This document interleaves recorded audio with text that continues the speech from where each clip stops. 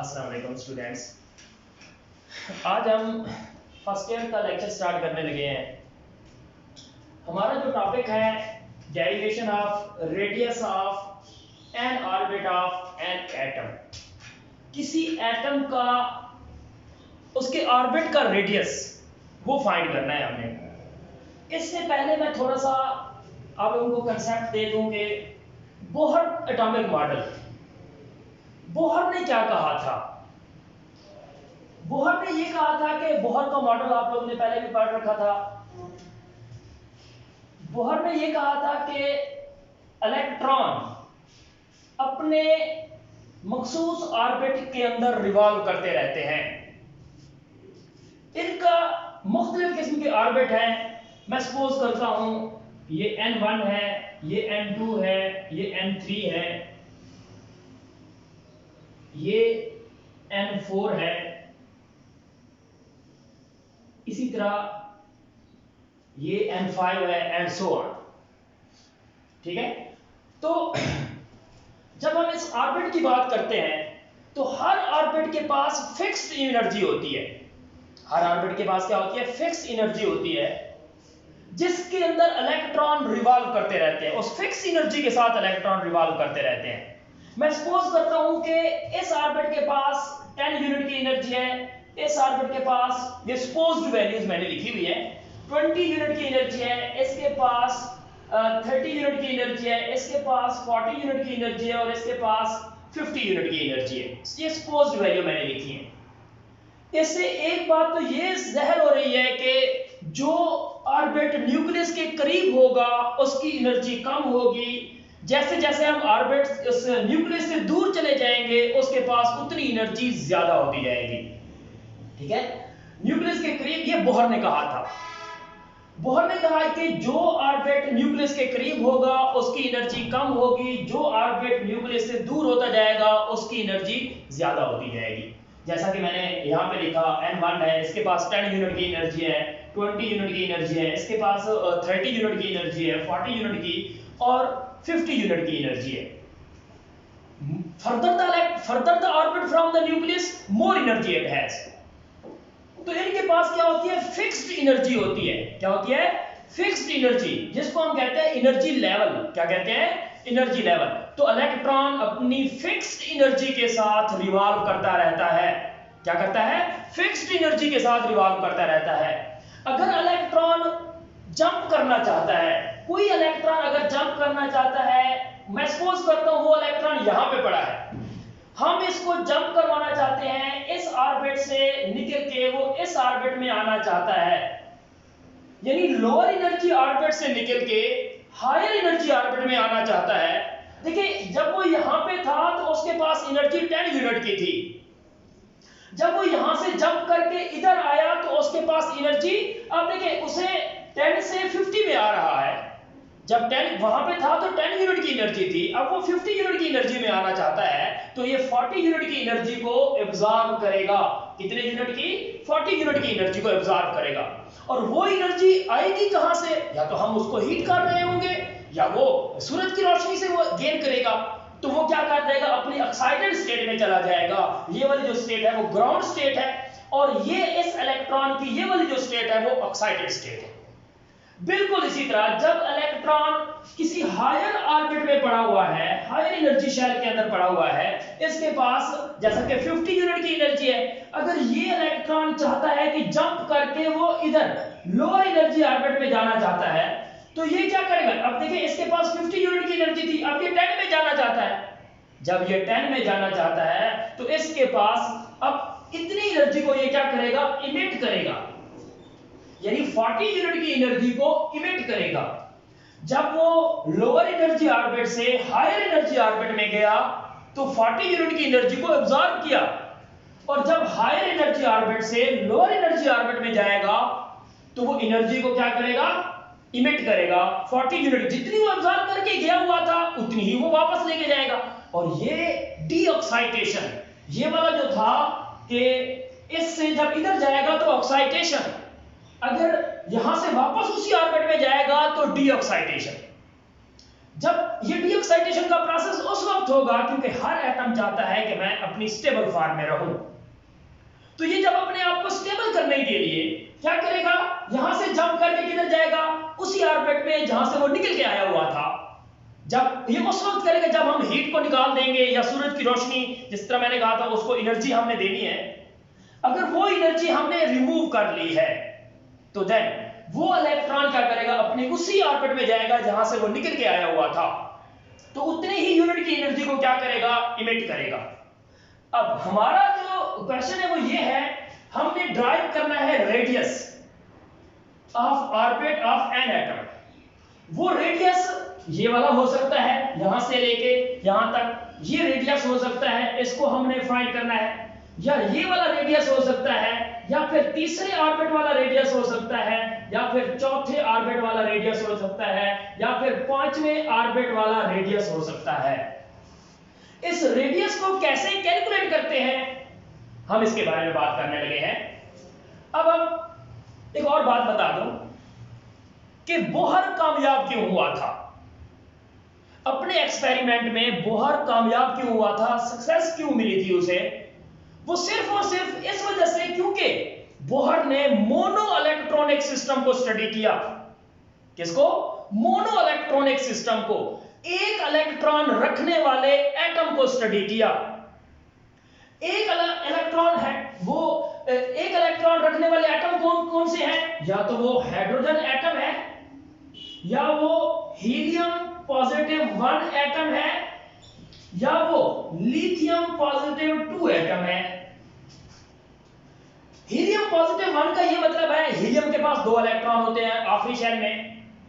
जब 2 इलेक्ट्रॉन होते हैं तो ये एक इलेक्ट्रॉन निकाल चुका है, बाकी एक इलेक्ट्रॉन बच गया, तो इसका मतलब है हीलियम पॉजिटिव 1 का मतलब है mono electronic atom of helium. इसी तरह लिथियम पॉजिटिव 2, लिथियम में 3 इलेक्ट्रॉन है, 2 इलेक्ट्रॉन निकल चुके हैं, बाकी एक इलेक्ट्रॉन बच चुका है। अब हीलियम, अगर लिथियम की बात करें पॉजिटिव 2, ये भी मोनो इलेक्ट्रॉनिक अब बन गया है। उसने मोनो इलेक्ट्रॉनिक सिस्टम को, अगर वो मल्टी इलेक्ट्रॉनिक सिस्टम को स्टडी करता तो कभी भी कामयाब ना हो पाता अपने एक्सपेरिमेंट में। तो आज हमने रेडियस को ड्राइव करना है, वो ऑर्बिट ऑफ एन एटम। यहां पे जो मैंने बात की है कि एन एटम, वो क्वेश्चन वाला ये भी दे सकता है, बोर्ड में ये भी क्वेश्चन आ सकता है, drive the radius of N orbit of hydrogen atom, orbit radius of N orbit of helium positive 1 atom, radius of N orbit of lithium positive 2 atom, ये भी आ सकता है। तो उसके लिहाज से हम देखेंगे कि यहां पे क्या आना चाहिए। अगर वो जस्ट ये कहता है कि derivation of radius of N orbit of an atom, किसी भी एटम की, उसने ये नहीं कहा कि कोई एटम, उसने नाम नहीं लिखा, यहां पे मखसूस नहीं है, फिर अपनी मर्जी करनी है, या तो ये एटम आप सपोज कर ले, या ये वाला एटम आप सपोज कर ले, या ये वाला एटम आप सपोज कर ले, होगा मोनो इलेक्ट्रॉनिक। कौन सा होगा? मोनो इलेक्ट्रॉनिक होगा। तो हम अपने टॉपिक की तरफ आते हैं कि इलेक्ट्रॉन जब रिवॉल्व करता रहता है अपने ऑर्बिट में, मैंने कहा उसके पास फिक्स्ड एनर्जी होती है। फिक्स्ड एनर्जी की वजह से हमने इस शेल का नाम, इस ऑर्बिट का नाम रखा था एनर्जी लेवल। फिक्स्ड एनर्जी की वजह से एनर्जी लेवल का नाम दिया इसको। अब ये अपनी मखसूस एनर्जी के साथ रिवॉल्व करता रहता है। अब यहां पे 2 किस्म की फोर्सेस लग रही है, एक कॉलम्स फोर्स और दूसरा सेंट्रीफ्यूगल फोर्स। ये कॉलम्स फोर्स क्या होती है? कॉलम्स फोर्स 2 चार्जेस के दरमियान में फोर्स। अब देखिए, इलेक्ट्रोस्टैटिक फोर्स, मैंने पहले आप लोगों को कहा हुआ है कि जो इलेक्ट्रोस्टैटिक फोर्स होती है वो 2 चार्जेस के दरमियान में होती है।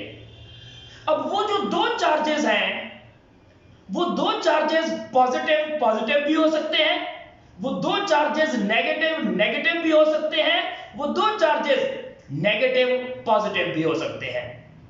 अब यहां पे बात खत्म नहीं होती, मैंने बात की है कि इलेक्ट्रोस्टैटिक फोर्स। अब ये इलेक्ट्रोस्टैटिक फोर्स अब या तो अट्रैक्शन होगी या तो रिपल्शन होगी। अगर वो इलेक्ट्रोस्टैटिक फोर्स ऑफ अट्रैक्शन है तो वो डिफरेंट चार्जेस के दरमियान में होगी। एक चार्ज यहां पे पड़ा हुआ है पॉजिटिव, एक चार्ज यहां पे पड़ा हुआ है नेगेटिव, ये आपस में क्या करेंगे, एक दूसरे के ऊपर फोर्स लगाएंगे, अट्रैक्शन की फोर्स लगाएंगे, जिसको हम कहते हैं इलेक्ट्रोस्टैटिक फोर्स ऑफ अट्रैक्शन। एक है इलेक्ट्रोस्टैटिक फोर्स ऑफ रिपल्शन, वो सेम चार्जेस के दरमियान में होगी, पॉजिटिव पॉजिटिव के साथ, नेगेटिव नेगेटिव के साथ। इसको कहते हैं इलेक्ट्रोस्टैटिक फोर्स ऑफ रिपल्शन।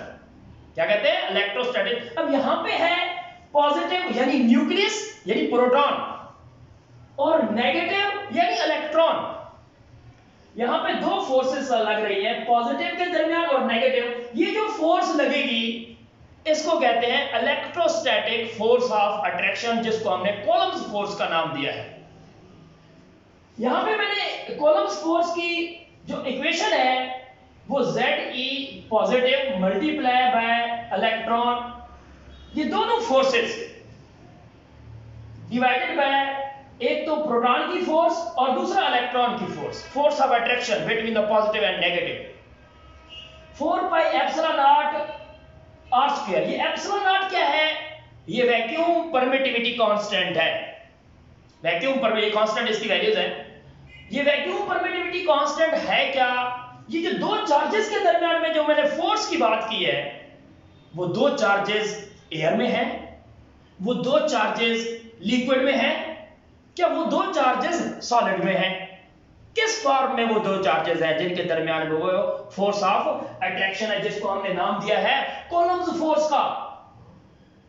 अब इसकी एग्जांपल ऐसे समझें कि मैं एक रस्सा लूं और उसके आखिर में एक पत्थर बांध दूं और उस पत्थर को ऐसे घुमाऊं, तो वो क्या करेगा, ऐसे मूव करेगा, एक दायरा बना लेगा।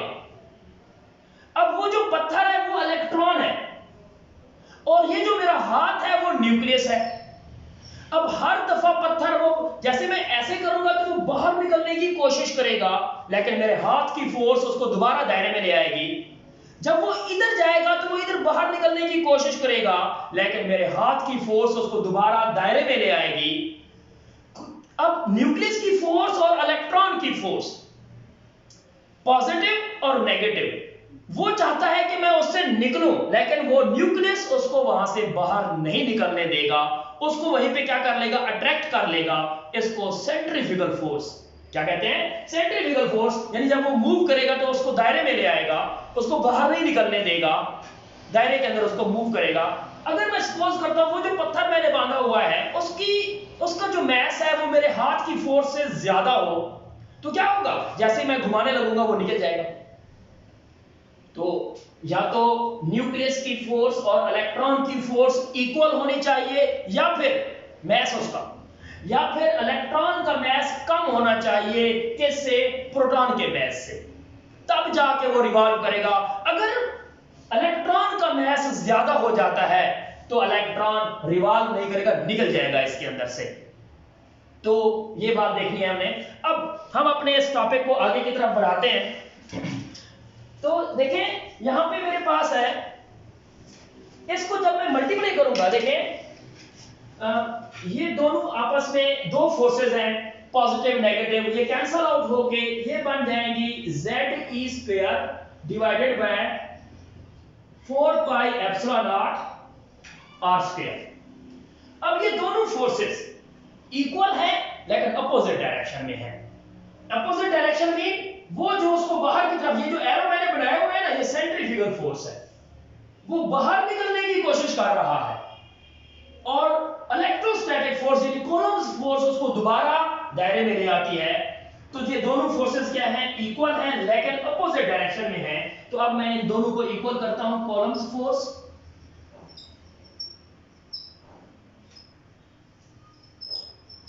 Is equal to centrifugal force.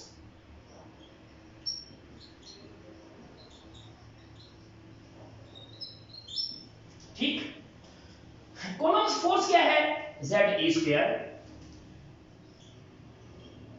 Divided by 4 pi epsilon naught R square, और सेंट्रीफ्यूगल फोर्स क्या है,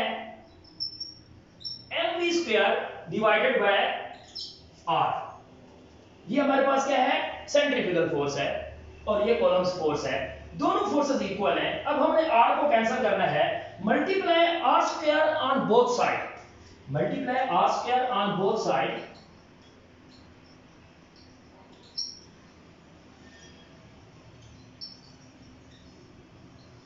दोनों साइड के ऊपर r स्क्वायर के साथ हम मल्टीप्लाई करेंगे इसको, तो ये इक्वेशन हमारे पास ये बन जाएगी।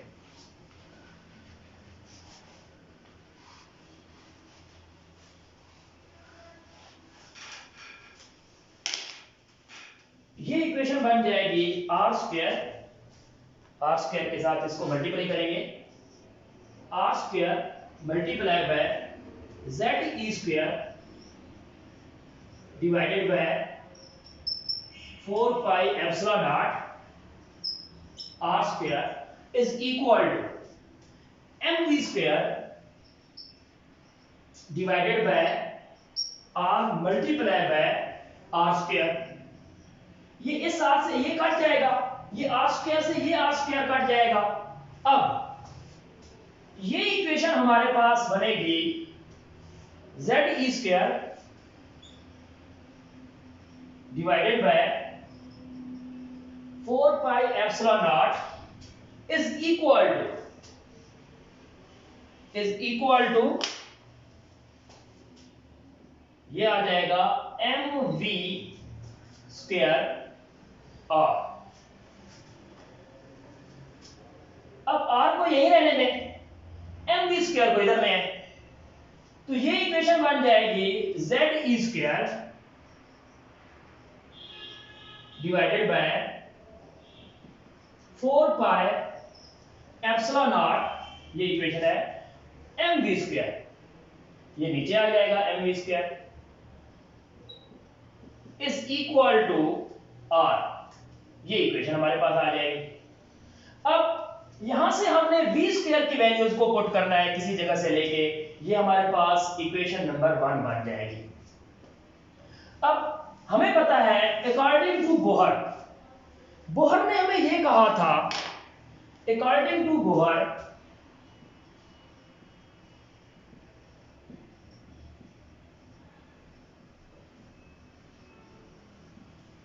mvr is equal to nh divided by 2 pi. अब इससे हमने v स्क्वायर की वैल्यूज को फाइंड करना है, v को यहीं रहने दें, m और r को इधर ले जाएं, तो ये बन जाएगा v is equal to nh divided by 2 pi mr। ये taking square on both side, दोनों साइड्स के ऊपर अगर हम स्क्वायर लेंगे तो ये इक्वेशन बन जाएगी हमारे पास v square is equal to m square h square divided by 4 pi square m square r square. अब putting the value of v square in this equation, यहां पे v स्क्वायर की वैल्यूज पुट करेंगे, यानी ये वाली वैल्यूज हम put करेंगे, तो ये इक्वेशन हमारे पास बन जाएगी z e स्क्वायर, ये वाली equation z e square divided by 4 pi epsilon naught m into, अब यहां पे v था, v स्क्वायर की वैल्यूज हमने यहां पे पुट करनी है, तो v स्क्वायर की वैल्यूज हमारे पास है क्या, m square h square divided by 4 pi square m square r square is equal to r। अब इसको मल्टीप्लाई करेंगे तो ये हमारे पास इक्वेशन बन जाएगी z e square divided by 4 pi epsilon naught m multiply by 4 pi square m square r square divided by n square h square is equal to r। यहां से ये 4 से 4 कट जाएगा, ये पाई से एक पाई कट जाएगा, m से ये एक m कट जाएगा। जो बाकी इक्वेशन बचेगी हमारे पास वो z e स्क्वायर, इधर से पाई बच जाएगा और m बच जाएगा और r स्क्वायर बच जाएगा। ठीक है, ये हमारे पास इक्वेशन आ जाएगी। डिवाइडेड बाय, इसको हम डिवाइड करेंगे किसके साथ, नीचे क्या हमारे पास बच गया है एप्सिलॉन नॉट, क्या एप्सिलॉन नॉट, उसके बाद n स्क्वायर और n square h square is equal to r। अब इस r को इस r से काटना है, ये r कट जाएगा, बाकी एक r बचेगा, तो ये इक्वेशन हमारे पास आ जाएगी z e square pi m r divided by epsilon naught square, epsilon sorry square नहीं है, epsilon naught n square h square is equal to 1 by 1।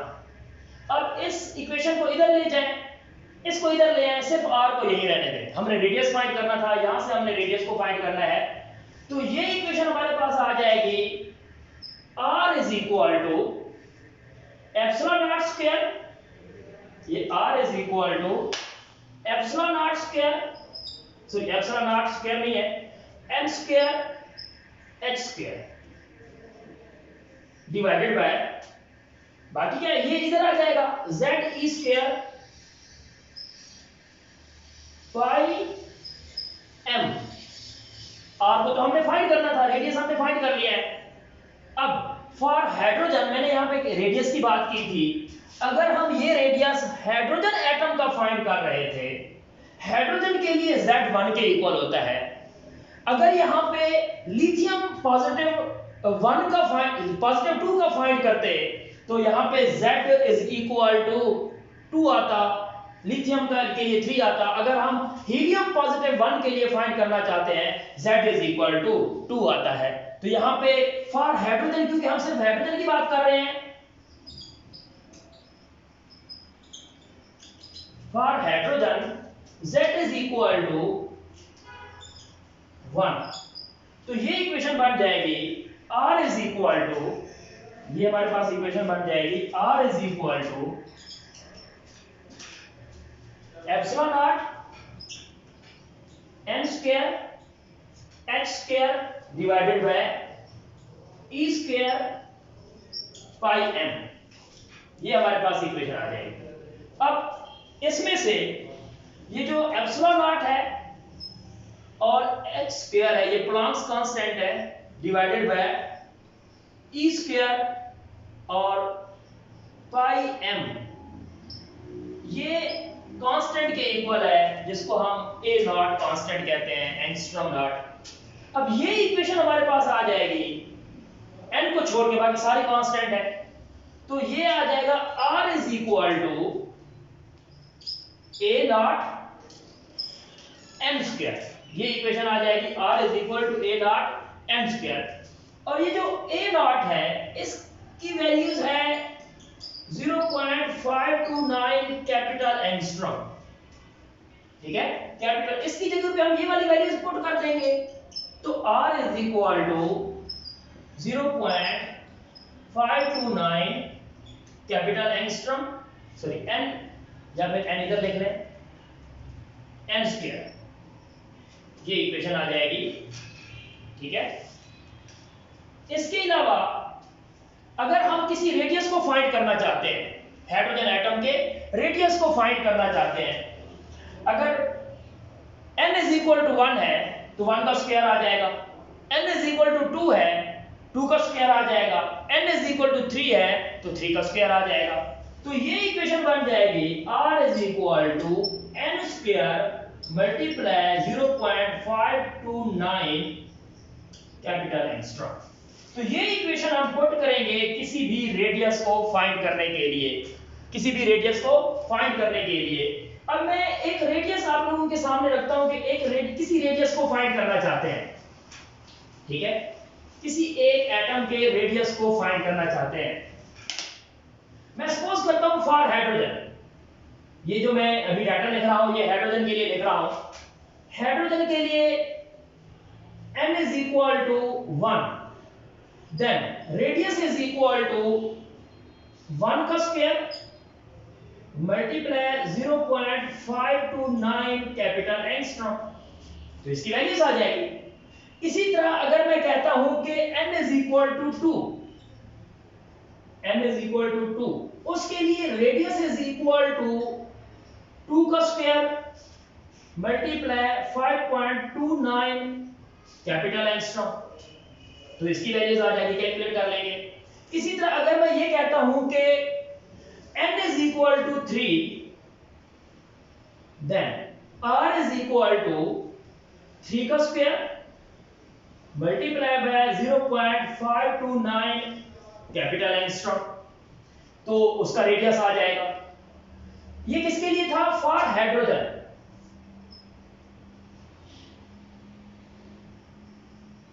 अगर हम हाइड्रोजन गैस का N1 का रेडियस फाइंड करना चाहते हैं, N2 का रेडियस फाइंड करना चाहते हैं या N3 का रेडियस फाइंड करना चाहते हैं, तो उसको हम इसी तरह लिखेंगे, ठीक है। अगर इसी तरह वो कहता है कि हाइड्रोजन के अलावा कि लिथियम पॉजिटिव 2 का रेडियस फाइंड करना चाहते हैं या फिर हीलियम पॉजिटिव 1 का रेडियस फाइंड करना चाहते हैं, कौन से ऑर्बिट का रेडियस?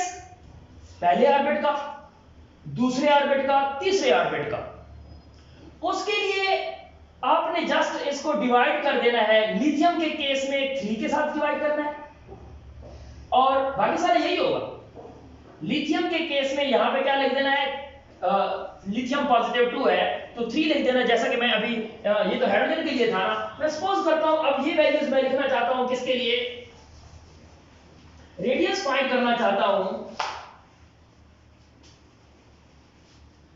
लिथियम के लिए, for lithium positive 2, lithium positive 2 का रेडियस फाइंड करना चाहता हूं। उसके लिए मेरे पास जो फार्मूला होगा मैं वही फार्मूले से लिखूंगा, R is equal to m square multiply by 0.529 capital angstrom divided by 3 divided by 3। ये 3 क्यों लिखा है यहां पे? क्योंकि लिथियम का जो Z है वो 3 के इक्वल है, क्योंकि for lithium Z is equal to 3, for lithium positive 2 Z is equal to 3, इसीलिए मैंने यहां पे 3 लिखा। तो ये हम फार्मूला पुट करेंगे। तो अगर मैं अब कहना चाहता हूं कि n is equal to 1, तो n is equal to 1, तो r is equal to 1 का square multiply bye 0.529 capital angstrom divided by 3। अगर इसी तरह मैं किसी दूसरे का रेडियस फाइंड करना चाहता हूं, क्या किसी दूसरे का रेडियस फाइंड करना चाहता हूं, मतलब मैं सपोज करता हूं n is equal to 3 है, उसका रेडियस फाइंड करना चाहता हूं, तो r is equal to 3 का square multiply bye 0.529 capital angstrom divided by क्या आ जाएगा 3, तो इसको डिवाइड मल्टीप्लाई करूंगा तो उसका रेडियस आ जाएगा, ठीक है। इसी तरह अगर मैं कहता हूं फॉर हीलियम, हीलियम के लिए मैं फाइंड करना चाहता हूं, हीलियम पॉजिटिव 1 के लिए फाइंड करना चाहता हूं, तो उसके लिए ये वैल्यूज मेरे पास किस तरह होंगी, देखें, फॉर हीलियम पॉजिटिव 1, इसके लिए Z जो होता है वो 2 के इक्वल होता है। फार्मूला हम वही पुट करेंगे। फार्मूला क्या था, R is equal to n square multiply 0.529 capital angstrom divided by Z, ये हमारे पास फार्मूला है। तो अब हीलियम के लिए यूज करते चाहते हैं, हीलियम के लिए n is equal to 1, इसको अगर हम फाइंड करना चाहते हैं तो R is equal to 1 का square multiply bye 0.529 divided by 2। इसी तरह अगर मैं हीलियम के दूसरे ऑर्बिट का रेडियस फाइंड करना चाहता हूं तो n इज इक्वल टू 2, तो उसके लिए r इज इक्वल टू 2 का स्क्वायर 0.529 डिवाइडेड बाय 2। इसी तरह किसी भी ऑर्बिट के रेडियस को फाइंड करना है तो n इज इक्वल टू हम लगा के उसके रेडियस को फाइंड कर सकते हैं। ये था रेडियस को फाइंड करना किसी भी एटम के। हाँ, किसी भी एटम का मतलब ये है कि जो हाइड्रोजन या हाइड्रोजन जैसे इलेक्ट्रॉन रखने वाले, जो मैंने पहले बात की थी, हाइड्रोजन या हाइड्रोजन जैसे इलेक्ट्रॉन रखने वाले एटम के ऊपर हमने ये काम किया था। Okay, thank you, Allah Hafiz.